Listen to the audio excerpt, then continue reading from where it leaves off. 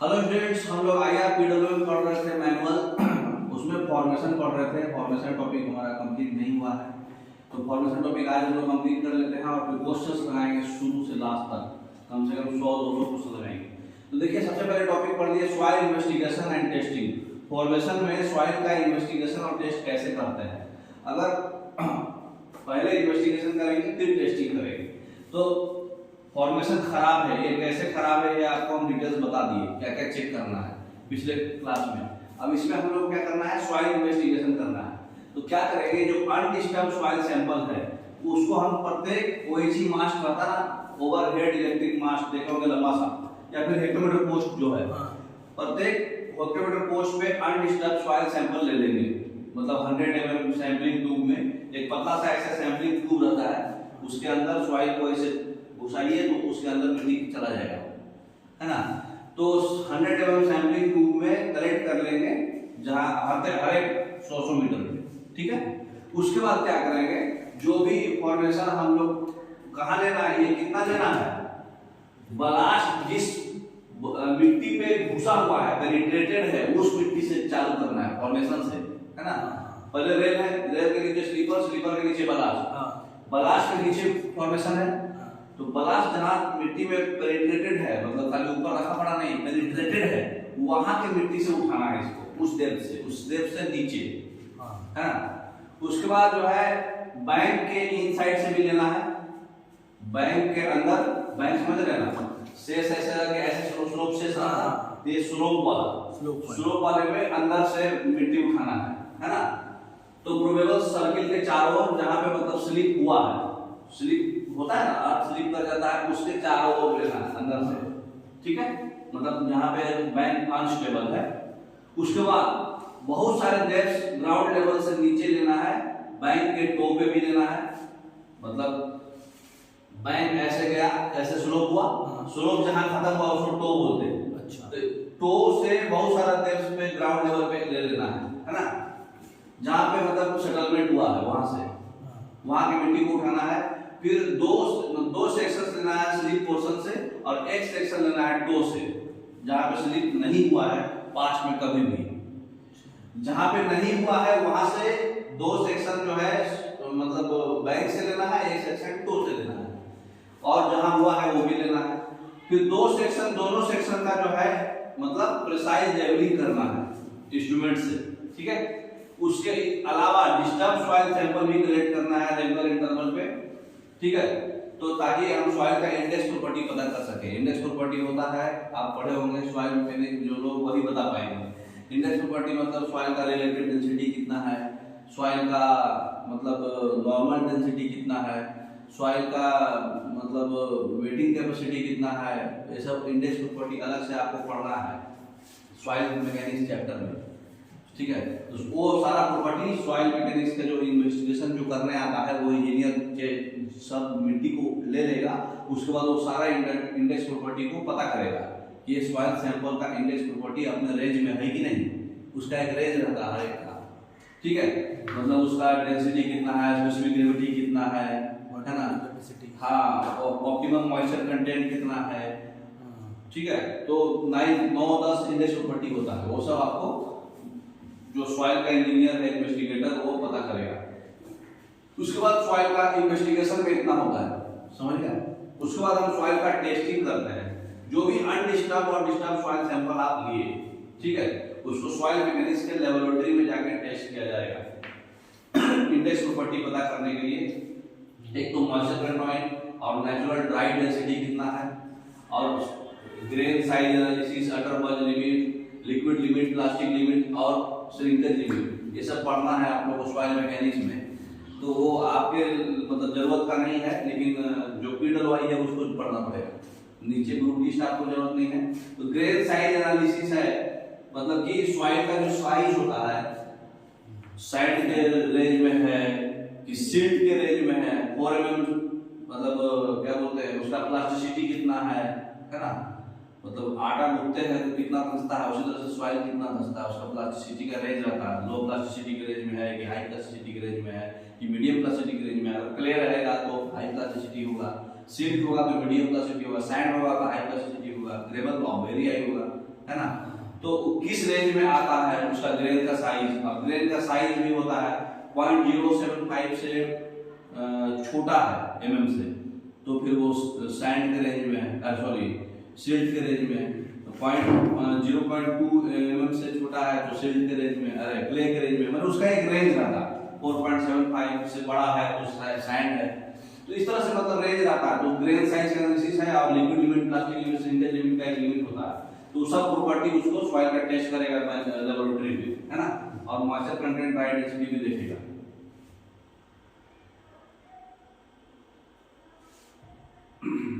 उसके बाद जो है ऑप्टिमम मॉइस्चर कंटेंट और मैक्सिमम ड्राई डेंसिटी चेक होगा, शियर प्रॉपर्टी चेक होगा, और डिफरेंशियल फ्री स्वेल टेस्ट होगा। डिफरेंशियल फ्री स्वेल करने का मतलब कि वो स्वेलिंग कैसा कर रहा है। तो डिफरेंशियल फ्री स्वेल चेक होता है। बैंक के लिए जो स्ट्रक्चर अनस्टेबल है, शियर प्रॉपर्टी जो होता है सबसे इंपॉर्टेंट है चेक करना, है ना। सफिशिएंट नंबर ऑफ सैंपल भी लेना बहुत जरूरी है टेस्ट करने के लिए, ताकि एक्यूरेट आइडिया लग जाए कि हाँ जो बैंक का सॉइल है और उसका शियर स्ट्रेंथ कितना है ना, और सॉइल का जो ग्राउंड लेवल से नीचे का जो सॉइल का स्ट्राटा है उसका स्ट्रेंथ कितना है। तो जो बैंक में सेटलमेंट हुआ है उसको कंसोलिडेशन टेस्ट भी किया जाता है, कंसोलिडेशन टेस्ट भी होता है। सब सॉइल मैकेनिक्स का चैप्टर है, तो ये सब इन्वेस्टिगेटर करते हैं।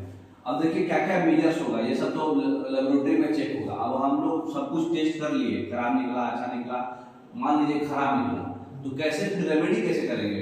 थोड़ी वहां से हटा देंगे, भाई ट्रेन तो चलाना है, तो उसका रेमेडी कैसे करेंगे? तो साइट इन्वेस्टिगेशन के आधार पे और सॉइल टेस्टिंग के आधार पे जो रेमेडियल मेजर्स होता है वो हम फॉर्मुलेट करते हैं। कुछ रेमेडियल मेजर्स जो है फॉर्मेशन ट्रबल जो होता है वो दिया हुआ है कैसे किया जाता है। अगर मान लीजिए उसका ड्रेनेज इनएडिक्वेट है, हाई सेंस है, ठीक है, और बलास्ट जो है फॉल्ट है ना, उजला हो गया है पानी खा के, तो उस केस में ड्रेनेज को बढ़ाइए, सेंस को लोअर कर दीजिए, और बलास्ट को मिट्टी मारा हुआ है, बलास्ट में केक बलास्ट है तो उसका स्क्रीनिंग कर दीजिए, पानी निकल जाएगा, है ना। तो ये प्रॉब्लम को आसान है, ड्रेनेज का सेंस को लो कर दिए तो ड्रेनेज क्लियर हो जाएगा, और फिर बलास्ट का उसमें केक है तो उसका छनाई कर दीजिए, है ना। दूसरा प्रॉब्लम वीक सॉइल है, फॉर्मेशन के टॉप पे जो रेन वाटर से कांटेक्ट होकर के मड पंपिंग बना रहा है ड्रेन के अंदर, और उसकी वजह से फॉलिंग ऑफ ब्लास्ट हो रहा है, सबग्रेड पाइस आ रहा है और ड्रेनेज इंपेयर्ड हो जा रहा है। मतलब फॉर्मेशन के जस्ट ऊपर सॉइल खराब है, मतलब जस्ट टॉप लेयर, तो उसकी वजह से पंपिंग हो रहा है, मतलब पानी नहीं निकल पा रहा, चप चप चप चप आवाज आ रहा है ड्रेन मूवमेंट से। तो उस केस में ड्रेनेज को इंप्रूव करने के लिए क्या करते हैं, एक ब्लैंकेट सुटेबल थिकनेस का उसको निकाल देंगे, पूरा बलास्ट निकाल देंगे, स्लीपर रेल निकाल के हटा देंगे, और टॉप का लेयर को हटा देंगे ताकि खराब पोर्शन को हटा देंगे, और उसके बाद फ्रेश लेयर डालेंगे सुटेबल थिकनेस का, जितना निकालेंगे उतना फ्रेश लेयर डाल देंगे, है ना। नहीं तो फिर जियो टेक्सटाइल और जियो ग्रिड देखे होंगे आप लोग, बीसीएम मशीन से क्या करते हैं, छनाई जब होता है तो उसके नीचे में जियो ग्रिड और जियो टेक्सटाइल का मटेरियल रहता है, वो पिसते जाएगा। छनाई करते समय बीसीएम क्या करता है, पूरा गिट्टी को अपने अंदर ले लेता है, उसके बाद फ्रेश गिट्टी छान के गिराता है वो। उस समय क्या होता है, बीसीएम मशीन के आगे में जियो ग्रिड और जियो टेक्सटाइल का मटेरियल लगाया रहता है। जैसे ही पूरा गिट्टी अंदर लेगा वो आगे आगे जियो ग्रिड जियो टेक्सटाइल फॉर्मेशन के ऊपर बिछते जाएगा, और वो बिछेगा और फ्रेश गिट्टी फिर उसमें गिरते चल जाएगा, तो फिर दब जाएगा, तो फॉर्मेशन स्ट्रांग हो जाएगा। टॉप लेयर अगर खराब है तो, खाली टॉप लेयर खराब है तो, है ना, तो उससे आपका ड्रेनेज भी इंप्रूव हो जाएगा, एक पतला सा ब्लैंकेट की तरह बन जाएगा, जैसे लगता है कि मिट्टी को ब्लैंकेट उठा दिया गया। तो ये अपना हुआ है 44 से 53 किलोमीटर में यही हुआ है, तो इसका फॉर्मेशन का टॉप खराब था। अच्छा, अगर स्ट्रेंथ फेलियर है, बलास्ट से नीचे स्ट्रेंथ ही इतना खराब है कि बार बार सेंस हीविंग हो रहा है, और स्लीपर्स के बीच में भी मतलब हीविंग हो रहा है, बलास्ट जो है मतलब फॉर्मेशन से नीचे भी जाके पेनिट्रेट कर जा रहा है, इतना स्ट्रेंथ खराब है फॉर्मेशन का। तो उस केस में जो है सुटेबल थिकनेस का मोनो ब्लैंकेटिंग करते हैं और जियो ग्रिड करते हैं, ये भी है ना, ब्लैंकेटिंग के नीचे, ठीक है। मतलब पहले जियो ग्रिड करेंगे, फिर उसके ऊपर से ब्लैंकेटिंग भी करेंगे, मतलब जियो ऊपर का लेयर काट देंगे, उसके बाद जियो ग्रिड जियो टेक्सटाइल बिछाएंगे, उसके बाद फिर अच्छा ब्लू फ्रेश भर के उसको पूरा कॉम्पैक्शन करेंगे, तब जाके ब्लास्ट, स्लीपर और बेड डालेंगे, है ना। ये अगर सीजनल वेरिएशन हो रहा है मॉइस्चर में, फॉर्मेशन के टॉप में और एक्सपेंसिव सॉइल है, मतलब ब्लैक सॉइल है, तो अल्टरनेट हीविंग श्रिंकेज होगा, मतलब अल्टरनेट फूलना और सिकुड़ना। तो सॉइल श्रिंकेज जब होगा तो उस केस में एक तो मूव ब्लैंकेटिंग करना है डबल थिकनेस का, और थिकनेस ऑफ ब्लैंकेट आप मतलब जियोग्रिड से डाल के थोड़ा सा कम भी कर सकते हैं। उसके बाद जो है नॉन वोवेन जियो टेक्सटाइल डालना है, जियोग्रिड और जियो टेक्सटाइल और मूव ब्लैंकेटिंग इसमें भी वही करना है अगर सीजनल वेरिएशन होता है तो, ठीक है। मॉइस्चर टॉप में ग्रेजुअल कंसोलिडेशन हो रहा है आपका एम्बैंकमेंट के नीचे, मतलब बैंक का सेटलमेंट हो रहा है या फिर सॉइल टो के बियॉन्ड हीप कर जा रहा है, मतलब बैंक का जो टो होता है ज्यादा फेंक दे रहा है और नहीं तो फिर बैंक सेटल कर जा रहा है। उस केस में क्या करते हैं, एक सब बैंक बनाएंगे, देखोगे कहीं कहीं ऐसे बैंक फिर ऐसे बनाते हैं ना, तो उस तरह से सब बैंक बनाएंगे और वर्टिकल ड्रेन्स बनाएंगे सैंड लेयर में, टॉप में कंपोजिट ड्रेन्स बोलते हैं, उसमें स्टोन कॉलम देंगे सब सॉइल में। ऐसे ऐसे बनाने में क्या है, स्टोन पिचिंग कर देंगे ताकि वो स्ट्रेंथ बना रहे, उसका सेटलमेंट ना हो। और नहीं तो फिर वर्टिकल ड्रेन भी बनाते हैं और सैंड का लेयर टॉप में और बॉटम में हॉरिजॉन्टल दे देते हैं सैंड का लेयर। ये आप YouTube पे देख सकते हैं इसका प्रोसेस। ऐसे इधर सेक्शन में कभी हुआ नहीं है तो आपको आइडिया नहीं होगा, लेकिन YouTube पे प्रोसेस देख सकते हैं। स्ट्रेस मतलब स्ट्रेंथ देता है। अगर क्रीप फॉर्मेशन मतलब जो सॉइल का फॉर्मेशन जो है उसमें क्रीप हो रहा है, क्रीप मतलब समझते ना, स्लोली ढलना, हाँ स्लोली ढलना, तो उस केस में क्या होता है, साइड स्लोप को फ्लैट कर देते हैं और सैंडविच कंस्ट्रक्शन कर देते हैं। सैंडविच क्या होता है, दो ब्रेड के बीच में आलू डालते हैं ना, उसी तरह से दो मतलब साइड स्लोप में दो मतलब मिट्टी के बीच में अच्छा सैंड डस्ट या फिर चूरा स्टोन चिप्स इस तरह से डाल देते हैं ताकि स्ट्रेंथ मिल जाए साइड में, है ना। मतलब साइड स्लोप 2:1 जाना, लेकिन उसको थोड़ा फ्लैट कर देते हैं। अगर इनएडिक्वेट साइड स्लोप है, एम्बैंकमेंट पे स्लिप हो जा रहा है, लंबा जब बारिश हो रहा है या फिर लॉन्गिट्यूडिनल क्रैक आ रहा है सेस या स्लोप में, ठीक है, उस केस में भी स्लोप को फ्लैट कर देंगे और बर्म प्रोविजन करेंगे। स्लोप बर्म का फिगर दिखाए थे आपको, एक्स्ट्रा मिट्टी का ऊपर से डाल देते हैं, स्लोप का स्टेबिलिटी हो जाता है उससे और ड्रेनेज अच्छा दे देंगे नीचे में। बर्म कैसा होता है, जो कटिंग कर देता है, कटिंग बनता है जिससे हाइड्रोस्टैटिक प्रेशर अगर बिल्डअप हो रहा है, लाइव लोड हो रहा है, ब्लास्ट का पॉकेट जैसा बन जा रहा है और बैंक उसकी वजह से स्लिप कर जा रहा है ना, तो उस केस में जो है ब्लास्ट का जो पॉकेट बन रहा है उसको ड्रेन करेंगे, उसका पानी निकाल देंगे, है ना, सैंड डालेंगे उसमें और बोल्डर का जो है ड्रेन्स बनाएंगे। समझ में आया बात, मतलब ज्यादा प्रेशर बिल्डअप हो जा रहा है क्योंकि वो लाइव लोड रहता है, डायनेमिक लोड रहता है और ट्रेन का, तो ब्लास्ट जो है नीचे में बैंक में क्या हो रहा है, बैंक में स्लिप्स हो रहा है, तो ब्लास्ट अंदर से जाके उसमें घुस जा रहा है। जैसे ये ट्रैक है, ट्रैक के नीचे ब्लास्ट है, लेकिन इसका साइड का माल खराब है, तो ये धंसते धंसते इसमें फेंकेगा और उससे धंसते धंसते नीचे भी जाएगा, है ना, पानी आ जा रहा है, बैंक स्लिप हो जा रहा है, तो उस केस में क्या करेंगे, जो भी ब्लास्ट पॉकेट्स बनाया उस सब को निकाल देंगे, ठीक है, और उसमें पूरा रेती डालेंगे, सैंड या फिर बोल्डर का ड्रेन बनाएंगे, हाँ, ताकि वो स्लिप होने ही नहीं देगा ना बैंक। फिर स्लोप या सेस जो है इरोजन हुआ, सेस को रिपेयर कर देंगे, है ना, या फिर टर्फिंग और मैट्स बनाएंगे। मैट्स बोले तो क्या बोलते हैं उसको, कंक्रीट का बना देते हैं सपोर्ट। मैट बोले तो जैसे आपका जो रूम है, रूम में मैट क्या होता है, मैट में बैठ के आदमी लोग दारू पीता है ना, तो मैट बोले तो क्या है, एक स्क्वायर और रेक्टेंगुलर शेप का एक बिछा हुआ एक जस्ट लाइक ग्राउंड है ना, तो उसी तरह से वैसा एक मैटिंग टाइप जो है कंक्रीट का बना दिया जाता है, हार्ड, उसको बोलते हैं, हाँ, टर्फिंग और मैट्स प्रोविजन दे देते हैं ताकि सॉइल का इरोजन ही नहीं होगा। जैसे बैंक का जो जहाँ टो है वहाँ पे बहुत जगह देखो ब्रिज के अप्रोच में ज्यादातर एक होता है, एक लंबा सा ऐसे लंबा सा कंक्रीट का बना देते हैं टो पे, ताकि वो फिसले नहीं, मतलब फैले नहीं। देखोगे आपके सेक्शन में है cut slope failure. Cut slope failure क्या होता है, मतलब अगर उसका स्लोप एडिक्वेट नहीं है तो स्लोप को प्रोटेक्शन देना पड़ेगा, तो एडिक्वेट ड्रेनेज, साइड ड्रेन, पक्का ड्रेन बनाना पड़ेगा, कैश वाटर ड्रेन, ताकि उसका काम होने पड़ेगा, है ना। क्योंकि ये कटिंग में होता है, कटिंग में क्या होता है, मिट्टी जो है कट कट के बहते चल जाता है, तो बर्न वाला भी, तो उस केस में हम लोग वही करते हैं, स्लोप को प्रोटेक्शन देते हैं, बढ़िया पक्का ड्रेन बना देते हैं, कैश वाटर ड्रेन भी और साइड ड्रेन भी, तो मिट्टी कटेगा नहीं, है ना।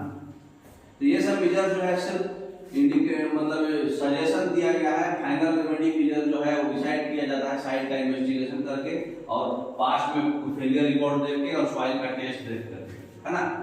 डिटेल्स के लिए रिलेवेंट लेटेस्ट इंस्ट्रक्शन जो है इशू किया गया है, मतलब स्पेसिफिकेशन आपका आरडीएसओ के द्वारा, वो आरडीएसओ का जो हेल्प आप ले सकते हैं रेमेडी मेजर्स देखना है तो, समझ गए। नेक्स्ट ये आपको फिगर दिखाया हुआ है, ये फिगर जो है मतलब क्रॉस सेक्शन है जिसमें कि सैंपलिंग कर रहा है। सैंपलिंग कैसे होता है, मतलब मिट्टी कैसे कहाँ निकालते हैं, है ना। जो सॉइल स्लिप्ड हो गया है, ये ड्रैग है, ये ड्रैग के बाद ये ब्लास्ट है, ब्लास्ट के बाद जो है ये फॉर्मेशन का जो शेष है, ठीक है। अब ये शेष जो है यहाँ से स्लिप हो गया, ये बैंकिंग है, तो बैंकिंग जो है ये बैंक का टो है और यहाँ से ग्राउंड लेवल है, तो यहाँ से माल जो है एक्चुअली जाना चाहिए था ऐसे, तो इधर वाला स्लिप हो गया है, इधर वाला ऐसे एक्स्ट्रा हो गया है, ठीक है। तो ये फेलियर प्लेन आपका यही है ना।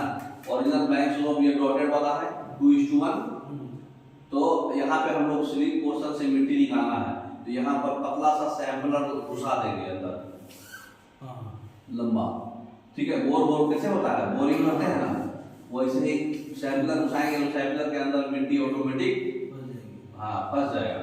वही सॉइल सैंपल को 3 मीटर डेप्थ तक ऐसा करना है फेलियर प्लेन के नीचे, है ना। या फिर जो हाइट ऑफ फिल है, जो दोनों से जो ज्यादा हो, हाइट ऑफ फिल अगर 3 मीटर से भी ज्यादा है तो फिर 3 मीटर से ज्यादा घुसाएंगे, तो ऐसे घुसा के फिर मिट्टी जो निकलेगा उसका सॉइल टेस्टिंग करेंगे, समझेगा। बैंक के स्लिप का दिखाया है। नेक्स्ट 2 जगह दिखाया था ना, एक बार इधर एक बार उधर, तो 2 सेक्शन लेते हैं स्लिप बैंक में, ठीक है, और एक सेक्शन लेते हैं अनस्लिप बैंक में, जहाँ पे बैंकिंग स्लिप नहीं हुआ है, ठीक है। और वो दोनों स्लिप बैंक और अनस्लिप बैंक का प्लान दिखाया हुआ है, तो एक बार बैक कीजिए, देखिए अनस्लिप पे भी दिया हुआ है, देखिए ये अनस्लिप पे है और ये स्लिप पे 2 जगह है, तो 2 जगह स्लिप पे है, एक अंदर वाला है, एक बाहर वाला है, तो ये 2 जगह स्लिप हुआ, एक जगह अनस्लिप हुआ, 3 जगह सैंपलर डाला, 3 मीटर डेप्थ, नहीं तो फिर जो फील का जितना भी डेप्थ हो, 3 मीटर से बड़ा भी तो शेष रहता है हाइट। नेक्स्ट तो टाइप ऑफ फेलियर के आधार पे बोर्ड्स को बनाया जाता है इम्बैंकमेंट के टॉप पे, और फिर माइट स्लोप मतलब टो के नजदीक जो है माइट स्लोप भी दिया जाता है। सॉइल सैंपल कलेक्ट करते हैं 1.5 से 3 मीटर के डेप्थ पर इंटरवल पे, है ना। एक यहाँ करें तो अगला वाला 2-3 मीटर के आसपास, फिर अगला वाला ऐसे, है ना।